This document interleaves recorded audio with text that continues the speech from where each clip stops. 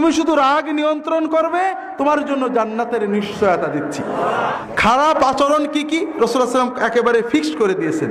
বেশি কথা বলা, অহংকার করা, মানুষের সাথে রূঢ় আচরণ করা, কথা দিয়ে কষ্ট দেওয়া, গালি দিয়ে কথা বলা, এই ধরনের নির্ধারিত কিছু কাজকে রাসূলুল্লাহ সাল্লাল্লাহু আলাইহি ওয়াসাল্লাম বলেছেন এগুলো খারাপ আচরণ, এইটা যারা করবে তারা আমার উম্মত নয়, অথবা উম্মত হলেও অনেক দূরের উম্মত হবে।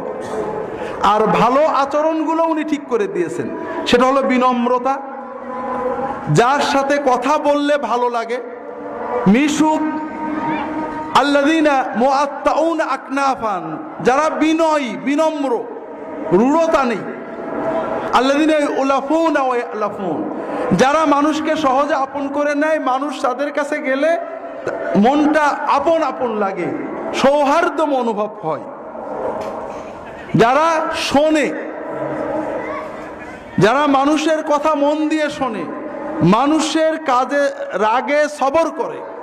আল্লাহ রাসূল সাল্লাল্লাহু আলাইহি ওয়াসাল্লামের কাছে এসে একজন বলছে ঠিক এরকম, ইয়া রাসূলুল্লাহ আওসিনি, আমার একটা নসিহত করেন। রাসূলুল্লাহ বলেন লা তাকদাব, রাগ করো না। হুজুর আরেকটা নসিহত করেন, লা তাকদাব, রাগবে না। আরেকটা লা তাকদাব, অন্য হাদিস আছে লা তাকদাব ওয়ালাকাল জান্নাহ, তুমি শুধু রাগ নিয়ন্ত্রণ করবে, তোমার জন্য জান্নাতের নিশ্চয়তা দিচ্ছি। এই জন্য ভাইরা, আমরা যদি নিজেদের আচরণকে কন্ট্রোল না করতে পারি তাহলে বুঝতে হবে তাকওয়া আসেনি। কিভাবে?